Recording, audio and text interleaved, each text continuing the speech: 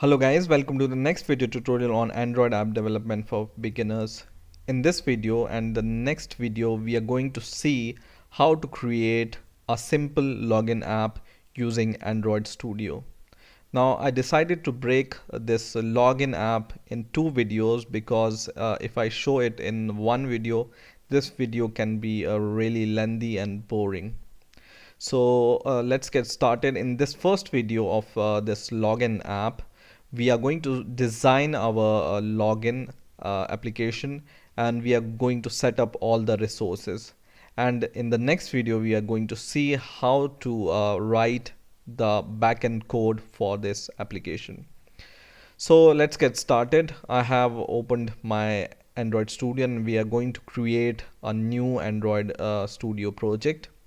And in here we are going to name our application, for example, simple login app.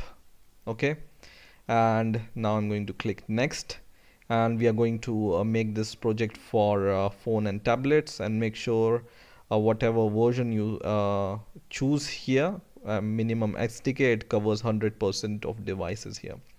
Click next, and we are going to choose the blank activity. Click next, and the activity name we are going to give is login.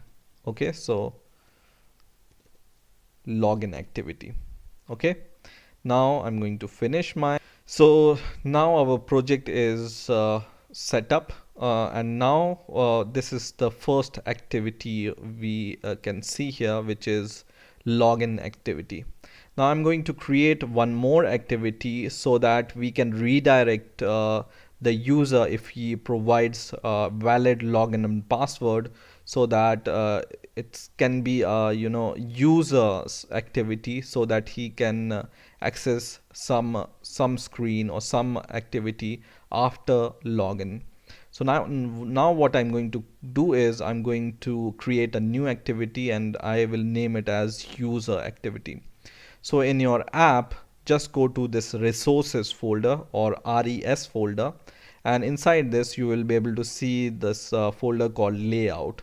I'm going to right click this folder, and I'm going to create a new activity here, and this activity will also be a blank activity, and this activity I will name it as user activity. Okay, and I will finish this. So now we have two activities. One is login, which we will use to create our login page, and the other is user activity, which will open after authentication of the user. Okay, now what we are going to do is let's go to this activity underscore user.xml and see the path or the context of this activity. You can see here. So what we are going to do is, in our manifest folder, so in the app folder there will be a folder called manifests, and inside this folder there will be a XML file called Android manifest file. Okay, Android manifest.xml file. I will click this, and here you can see your both activity. One is our main activity or the launcher activity, and the other is our user activity. So in here what we are going to do is we are going to set up the intent filter for the second activity also. In our first activity, which is login activity, this intent filter is already there, right? But in this user activity, you can see only the name is there and the label is there, but there is no intent filter. Okay, so we are just going to copy this intent filter tag from our login activity, and we will go to this user activity which we have just created and paste this intent filter here. Now there can only be one launcher activity for your app, right? So the second activity will be a default activity. Launcher activity means that the first activity which will appear is this launcher activity, which is our login activity. Now the user activity is our default activity, and this we are going to open whenever we authenticate the user, right? And the name of this activity will be the content name of this second activity.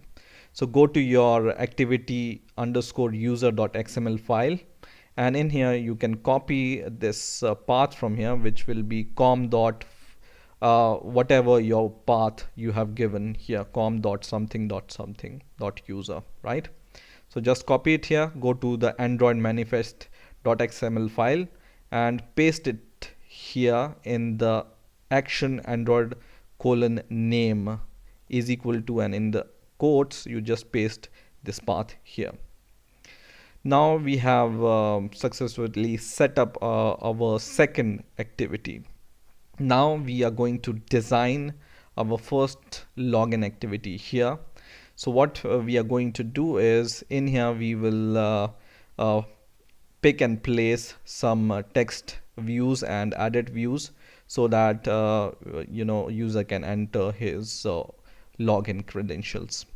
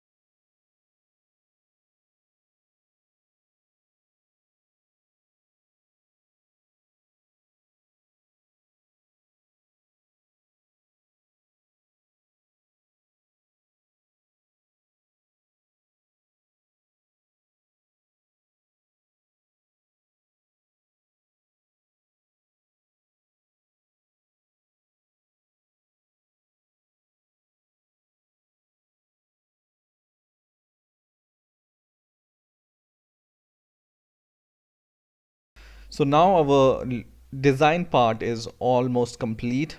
We are going to do one more thing, which is transferring our all string constant to the string.xml file. So in your app folder, there will be a folder called values here in the resources folder. So go to resources or RES folder, and there will be a folder called values. And inside this values, there will be a folder called strings.xml file. And in here you can define all your string constant, and it's a good practice to transfer all your string constant here, so that you can easily find them, right? So what we are going to do is, once you have done designing your app, you can just go to this content tree, and in here on every text view and other button, you can see a small little warning yellow light, and when you click this, you will be able to see a small little button or bulb here, and just click this bulb, and this bulb says hard coded string login page should use a string resource.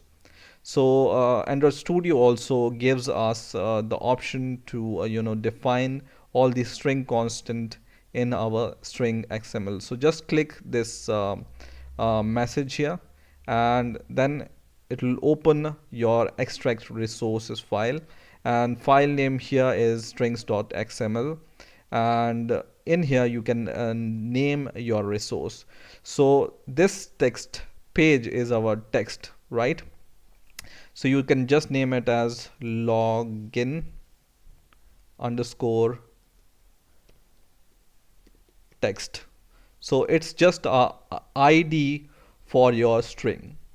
Okay, and once you are done with that, you can click OK.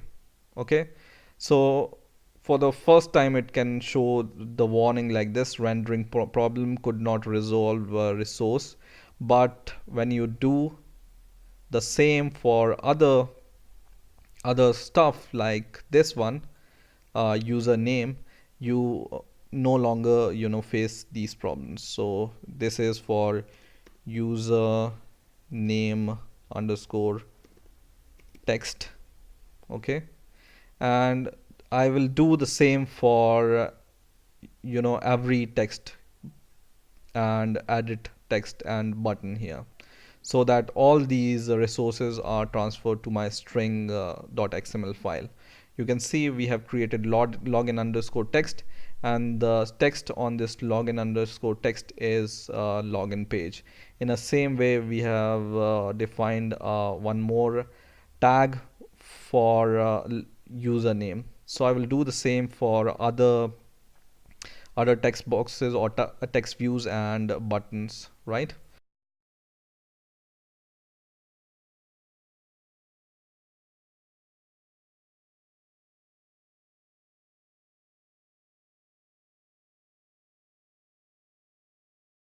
So now I have successfully defined all my strings to the string in the string.xml file. So now I have defined all my string constants or all my strings as constant, and I have transferred all my strings as constant in my strings.xml file.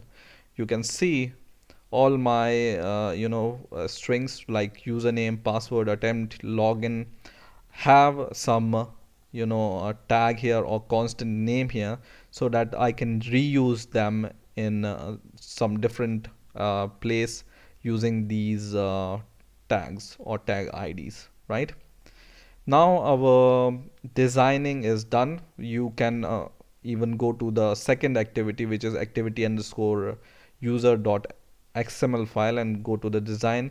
And in here I can just drag and drop a large text, and I can change the text.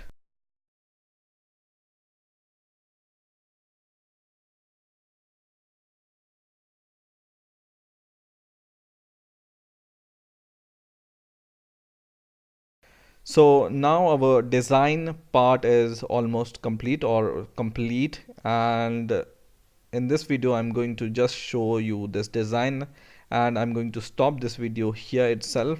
And in the next video, what we are going to do is we are going to write some code so that user can enter his username and password, and we will also provide some number of attempts here. And then once he logs in, and if the login is successful, he will be successfully redirected to the activity.xml file. So stay tuned for that video. Please rate, comment, and subscribe, and bye for now.